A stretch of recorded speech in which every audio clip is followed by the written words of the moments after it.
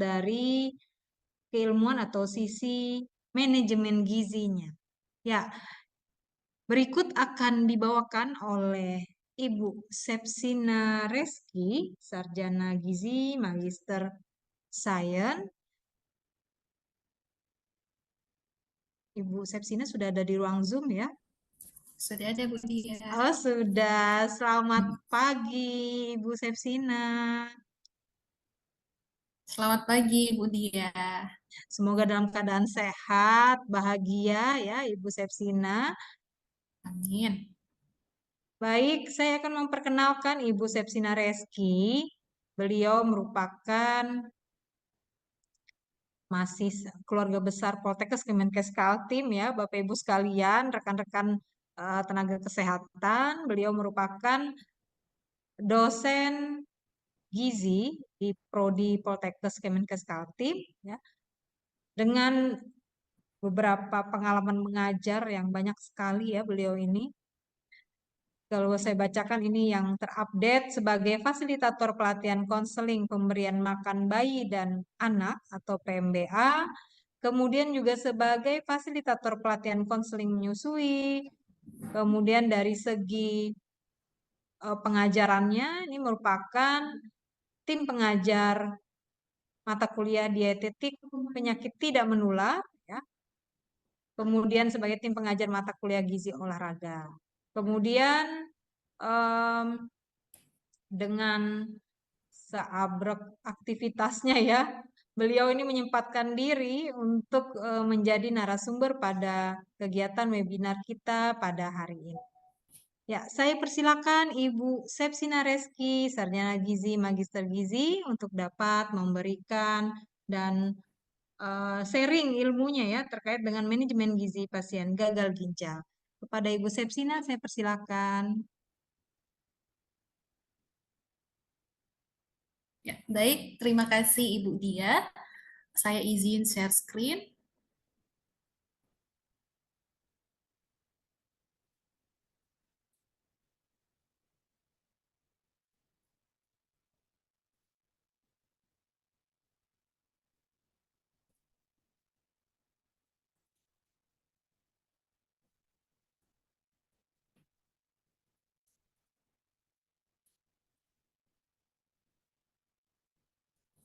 Oke, apakah sudah terlihat? Sudah Ibu, sudah terlihat. Oke, baik.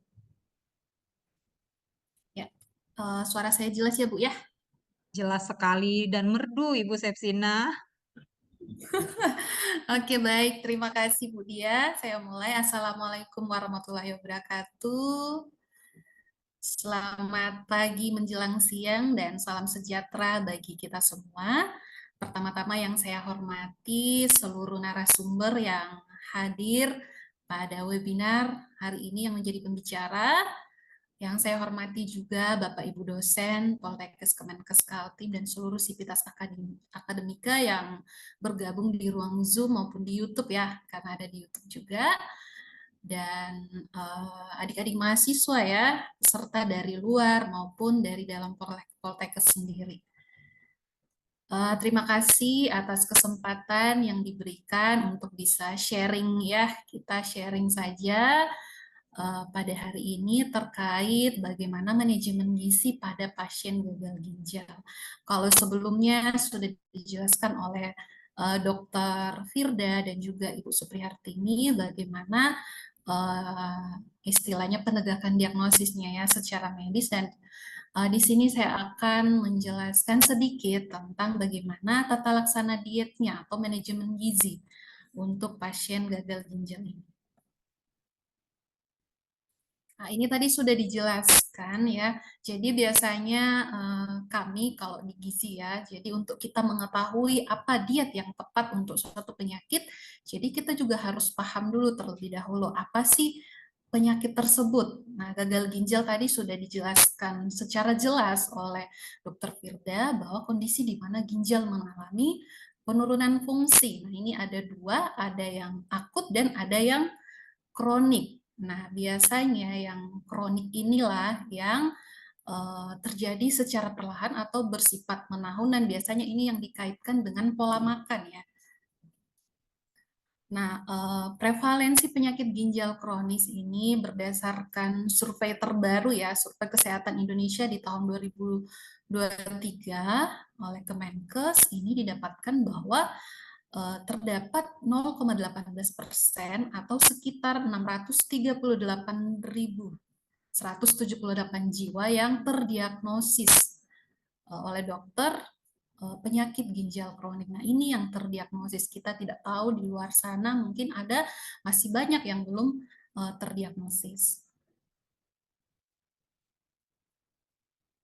Nah, kemudian ini sejalan dengan tadi sempat dipertanyakan kalau tidak salah sama Ibu Suprihartini ya, terkait isu-isu yang sekarang terjadi, yang lagi booming bahwa banyak sekali anak-anak sekarang usia mungkin kurang dari 18 tahun atau kurang dari 30 tahun itu sudah banyak yang mengalami penyakit ginjal kronik. Nah, ini sebenarnya ada kaitannya dengan pola makan ya, pola hidup kita. Pola makan tentunya di sini ya seperti diketahui di sini kan sekarang banyak sekali jajanan-jajanan di luar sana yang menggiurkan dan itu biasanya tinggi gula. Selain tinggi gula itu biasanya tinggi natrium atau tinggi garam karena berpengawet supaya tahan lebih lama.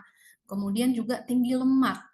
Nah, ketiga zat inilah yang kalau berlebihan itu ternyata dikaitkan dengan faktor resiko dari CKD itu sendiri atau penyakit kronik itu sendiri, yang mana kita ketahui bahwa faktor resiko terbesarnya itu adalah DM dan juga hipertensi.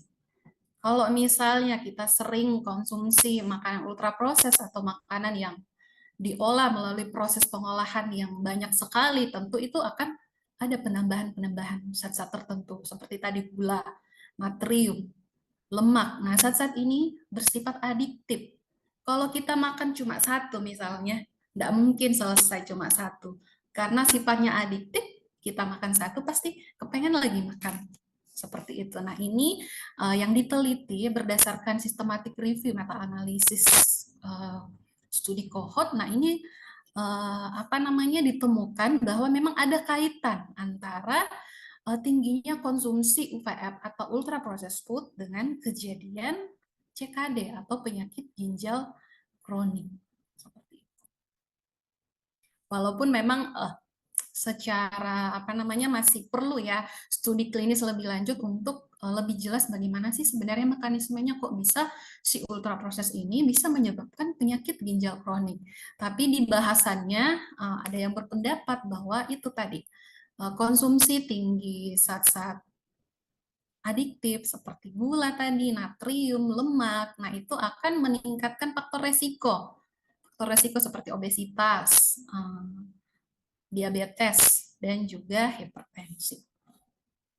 Sebelum kita masuk ke bagaimana tata laksananya, kita perlu mengetahui, tadi sudah dijelaskan juga sebenarnya sama Dr. Firda ya, terkait apa saja sih fungsi ginjal. Nah, di sini terbagi menjadi dua, yaitu fungsi ekskresi dan non-ekskresi.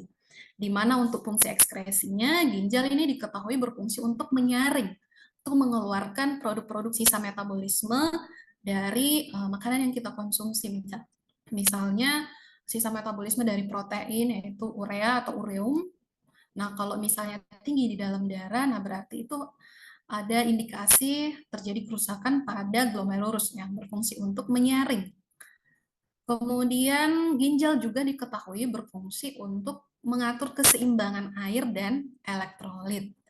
Nah, ini untuk biasanya kalau di ginjal itu biasanya yang meningkat itu adalah kalium ya. Hiperkalium sama fosfatnya juga meningkat.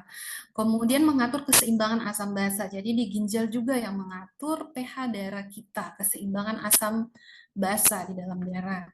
Kemudian fungsi non-ekskresi yang seperti disampaikan oleh Dr. Firda tadi, bahwa di sini juga ada fungsi endokrinnya ya, karena menghasilkan beberapa hormon untuk fungsi-fungsi tertentu. Misalnya ini ginjal juga bisa menghasilkan renin untuk pengaturan tekanan arteri. Kemudian menghasilkan hormon eritropoietin yang mana si hormon ini yang akan merangsang sumsum tulang belakang untuk memproduksi eritrosit.